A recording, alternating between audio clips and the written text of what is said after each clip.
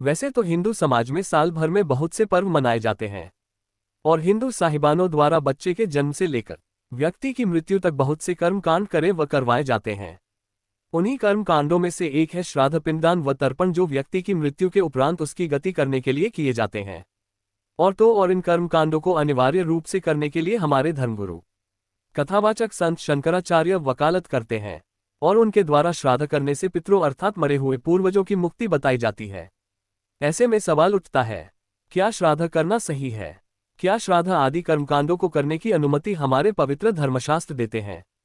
और पितरों के उद्धार की शास्त्र अनुकूल विधि कौन सी है? तो चलिए एक एक करके इन सभी सवालों के उत्तर जानते हैं। क्या श्राद्ध, पिंडदान करना सही है? दर्शकों, हर साल भाद्र पक्ष की शुक्ल पक्ष की पूर्णिमा से पितृपक्ष की शुरुआत होती है और इसका समापन आसोज यानी अश्विन अमावस्या को होता है। यानी पूरे 16 दिन पितृपक्ष चलता है। इन 16 तिथियां में जिस तिथि में जिस पूर्वज की मृत्यु हुई होती है वह हिंदू साहिबानों के बताए अनुसार श्राद्ध करता है और गया में जाकर पिंडदान करता है, क्योंकि हिंदू साहिबानों का कहना है जो गया में जाकर पिंडदान करता है उसकी 7 पीढ़ियों का और पितरों का उद्धार हो जाता है। लेकिन हम आपको बताना चाहेंगे कि पवित्र श्रीमद् भागवत गीता को पूरा हिंदू समाज शिरोधार्य मानता है और हमारे धर्मगुरु कहते हैं कि गीता जैसा और कोई शास्त्र नहीं है। इसी पवित्र श्रीमद् भगवद गीता के अध्याय 9 श्लोक 25 में लिखा है, पितरों को पूजने वाले पितरों को प्राप्त होते हैं, भूतों को पूजने वाले भूतों को प्राप्त होते हैं। अर्थात भूत पितरी पूजने वाले यानी श्राद्ध पिंडदान करने वाले भूत पितरी बनते हैं, जिससे सिद्ध होता है श्राद्ध व पिंडदान तथा तर्पण मृत्यु के उपरांत किए जाने वाले सभी कर्मकांड जैसे अस्थियां गंगा में बहाना, 13वीं 17वीं महीना, 6 माही, वर्षी आदि आदि शास्त्र विरुद्ध मनमाना आचरण है, जिससे पितरों का उद्धार तो दूर रहा, जो ये शास्त्र विरुद्ध मनमाने कर्मकांड करते व करवाते हैं वह मोक्ष प्राप्त नहीं कर पाते, बल्कि विपरीत बनकर गया स्थान पर प्रेतशिला पर प्रेत बनकर बैठे होते हैं। क्योंकि श्रीमद् भागवत गीता अध्याय 16 श्लोक 23 में स्पष्ट कहा गया है कि शास्त्र विधि को त्याग कर जो व्यक्ति मनमाना आचरण करते हैं उन्हें न सुख प्राप्त होता है, नहीं उनकी कोई गति अर्थात मोक्ष होता है, जिससे सिद्ध होता है कि श्राद्ध पिंडदान करने से पितरों की मुक्ति संभव नहीं है और ये शास्त्रों के अनुसार सही भी नहीं है। क्या श्राद्ध आदि कर्मकांडों को करने की अनुमति हमारे पवित्र धर्मशास्त्र देते हैं? दर्शकों, अभी आपने गीता जी में देखा श्राद्ध आदि कर्मकांडों को करने को पवित्र गीता जी में मना किया गया है। साथ ही 18 पुराणों में से एक मार्कंडेय पुराण गीता प्रेस गोरखपुर से प्रकाशित के पेज नंबर 250 से 251 पर रौच्य मनु की उत्पत्ति कथा में लिखा है कि एक रुचि नामक ऋषि था। वह ब्रह्मचर्य का पालन करते हुए वेदों अनुसार साधना करता था। उसने विवाह नहीं कराया था। वह जब 40 वर्ष का हुआ तब उसे अपने 4 पूर्वज पिता, दादा, परदादा तथा तीसरे दादा, जो शास्त्र विरुद्ध मनमाना आचरण करके पितृ भूत योनि में भूखे प्यासे भटक रहे थे, एक दिन उन चारों ने रुचि ऋषि को दर्शन दिए तथा कहा कि आपने विवाह क्यों नहीं किया? विवाह करके हमारे श्राद्ध करता। रुचि ऋषि ने कहा कि हे पितामहो, वेद में श्राद्ध, पिंडदान आदि कर्म को अविद्या अर्थात मूर्खों का कार्य कहाँ है? फिर आप मुझे इस शास्त्र विरुद्ध कर्म को करने को क्यों कह रहे हो? पितरों ने कहा कि यह बात सत्य है कि श्राद्ध आदि कर्म को वेदों में अविद्या अर्थात मूर्खों का कर्म ही कहाँ है।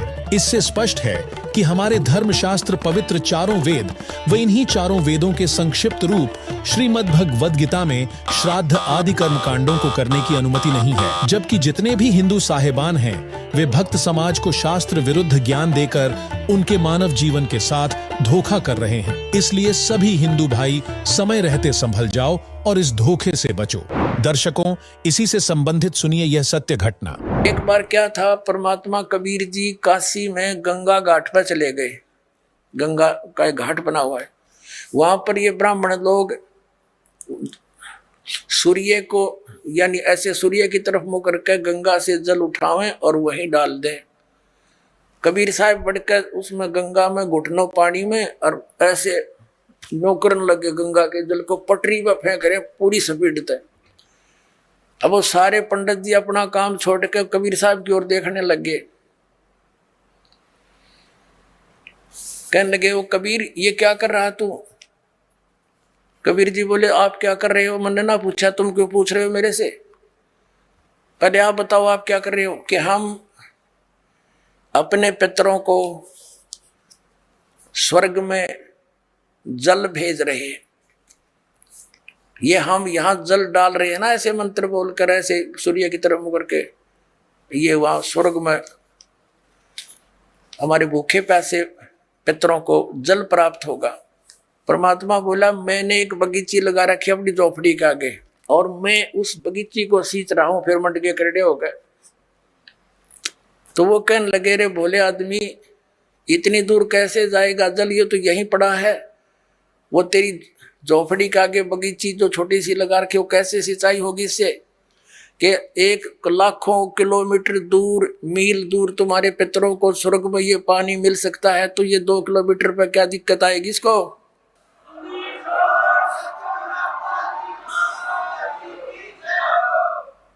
तो उनकी चौंध टूट गई। पंडित जिया ने फिर अपना गलती स्वीकार की, मालिक की शरण ग्रहण करी। अब हमारे पूर्वजों को तो पता नहीं था और ना उनके गुरुओं को पता था। अब जैसा वो मार्गदर्शन करके बोले बाले, उनके अनुसार चल पड़े। पहले तो इसे भोले व्यक्ति थे, एक भोला सा किसान था, उसके लड़का उत्पन्न हुआ उसकी पत्नी के। उसकी माँ ने कहा, बेटा जा अपने गुरुजी को ला बुला के होम करानी है, होम। अब वो कति सीधा सादा सा था, वो गुरुजी के पास गया। गुरुजी, परमात्मा ने दया करी है, हमारे लड़का उत्पन्न हुआ है, मेरी माँ ने कहा है हमारा घूम कर दे, घूम। अब गुरुजी समझ गया भोला बाला, अच्छा भाई परनो बता, 100 रुपये की करवाओगे घूम, या 2.25 की, 5.25 की, 10.25 की, 11 की, बता। कहने लगा किसान के, गुरुजी हम तो गरीब से आदमी हैं, हमारा 100 रुपये की घूम कर दे। अच्छा भाई साहब। वो सामने बैठा लिया यजमान, गुरुजी बैठ गए अपने आसन पे और हवन शुरू कर दिया। अब उसने कहा कि जैसे मैं बोलूं ऐसे ही बोलना, ऐसे ही क्रिया करना तू सारी। अच्छा जी। अब पंडित जी कहे भूर भवे, उसने ना बोलना, फुर फुर करे।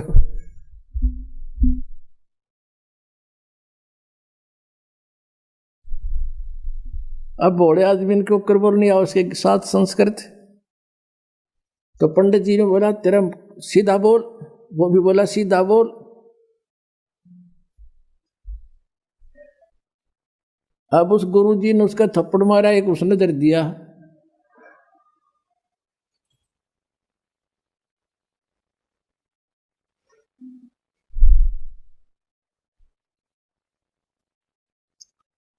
आखिर में क्या हुआ, तो दोनों लिपटा हो गए।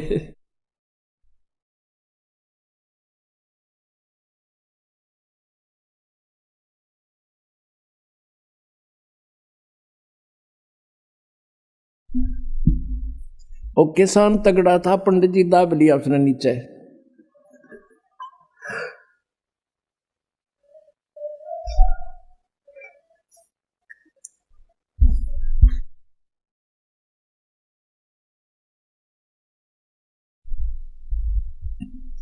अब पंडित जी को समस्या भाई अभी वो के ऊपर छोड़ है। फिर उसका ध्यान में आ गया कि तो जैसे तू कह रहा है ना ऐसे कर रहा है। उन्होंने कहा छोड़ दे, बोला छोड़ दे।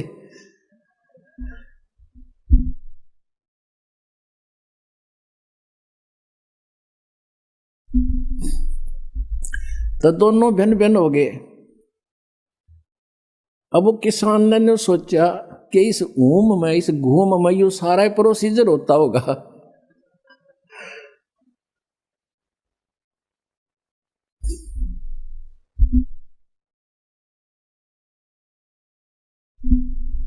अब हमने बतावे हंसी, पहले हमारे गेरिया बुंडी बने रही थी नो की नो, बिना ज्ञान के ये हंडोड़ा बना रहे थे हमारा। अब जब उनके सांस से उतर लिए, जो किसान कहता बोला पंडित जी, बोला शुक्र है मेरा सौभाग्य था, मैंने 100 करवा ली, जब 5.25 की करवा लूं तो दोनों मरा हूं आज। दर्शकों, आज भी हिंदू साहिबानों ने हमारा इसी तरह हिंडोला बना रखा है, जबकि श्री विष्णु पुराण के 3रे अंश अध्याय 15 श्लोक 55-56 पर लिखा है कि श्राद्ध के भोज में यदि एक योगी यानी शास्त्रानुकूल भक्ति करने वाले साधक को भोजन करवाया जाए तो वह श्राद्ध भोज में आए 1000 ब्राह्मणों तथा यजमान के पूरे परिवार सहित सर्व पितरों का उद्धार कर देता है। दर्शकों, योगी की परिभाषा बताते हुए गीता अध्याय 2 श्लोक 53 में कहा गया है कि भांति भांति के वचनों को सुनने से विचलित हुई तेरी बुद्धि स्थिर होकर जब तत्व ज्ञान के आधार से एक परमात्मा के चिंतन में स्थायी रूप से ठहर जाएगी, तब तू योग अर्थात भक्ति को प्राप्त होगा, अर्थात तब तू योगी यानी भक्त बनेगा। यानी विष्णु पुराण के अनुसार श्राद्ध में योगी अर्थात शास्त्रोक्त साधक को भोजन करवाना चाहिए, जिससे हमारा और हमारे पितरों का भी उद्धार हो जाता है। यही प्रमाण परमेश्वर कबीर जी ने भी दिया है। कबीर, भक्ति बीज जो होए हंसा, तारू तास के एक कोतर बंशा, एक ही साधे सब सधे, सब साधे सब जाए, माली सींचे मूल को, फले फूले अघाए। दर्शकों, पवित्र गीता अध्याय 4 श्लोक 34 में जिस तत्वदर्शी संत से तत्व ज्ञान प्राप्त करने के लिए कहा गया है, वर्तमान में वह तत्वदर्शी संत सद्गुरु रामपाल जी महाराज हैं, जो गीता अध्याय 17 श्लोक 23 में वर्णित पूर्ण परमात्मा की भक्ति के सांकेतिक मंत्र ओम तत्सत का गुप्त भेद बताते हैं, जिससे गीता अध्याय 15 श्लोक 4 व गीता अध्याय 18 श्लोक 62 में वर्णित परम पद अर्थात सनातन परम धाम की प्राप्ति होती है, जहां जाने के बाद साधक लौटकर इस संसार में नहीं आता, यानी उसे पूर्ण मोक्ष की प्राप्ति हो जाती है, जो कि मोक्ष प्राप्ति की शास्त्र अनुकूल साधना है। दर्शकों, आपको बता दें कि वर्तमान समय में संत रामपाल जी महाराज के तत्व ज्ञान को सुन समझकर करोड़ों लोग उनसे दीक्षा लेकर शास्त्र अनुकूल भक्ति साधना कर रहे हैं, जिससे संत रामपाल जी महाराज का प्रत्येक अनुयायी योगी यानी शास्त्रोक्त साधक है। इससे उनके परिवार का उद्धार होगा। वहीं संत रामपाल जी महाराज के सानिध्य में हर 2 से 3 महीने में सत्संग समागम होते हैं। उसमें भोजन भंडारा भी चलता है। जो व्यक्ति उस भोजन भंडारे में दान करते हैं, उससे बने भोजन को योगी यानी शास्त्रोक्त साधक खाते हैं, जिससे दान करने वाले लोगों के पितरों का उद्धार होता है, अर्थात उनकी पितर योनि छूटकर उन्हें अन्य जन्म मिल जाता है। और इस तरह यदि तत्वदर्शी संत के सत्संग में यदि 1000 ब्राह्मण भी उपस्थित हों, तो वे भी सत्संग सुनकर शास्त्र विरुद्ध साधना त्याग कर अपना कल्याण करवा लेंगे। इसलिए हमें जगत गुरु तत्वदर्शी संत रामपाल जी महाराज द्वारा बताई गई शास्त्रानुकूल विधि अनुसार श्राद्ध करने चाहिए, जिससे हमारा भी उद्धार हो और पितरों का भी। अतः मेरे अजीज हिंदू भाइयों, तत्वदर्शी संत रामपाल जी महाराज के तत्व ज्ञान को जानने के लिए पवित्र पुस्तक हिंदू साहेबान नहीं समझे गीता वेद पुराण को संत रामपाल जी महाराज ऐप से निशुल्क डाउनलोड करके पढ़े। धन्यवाद।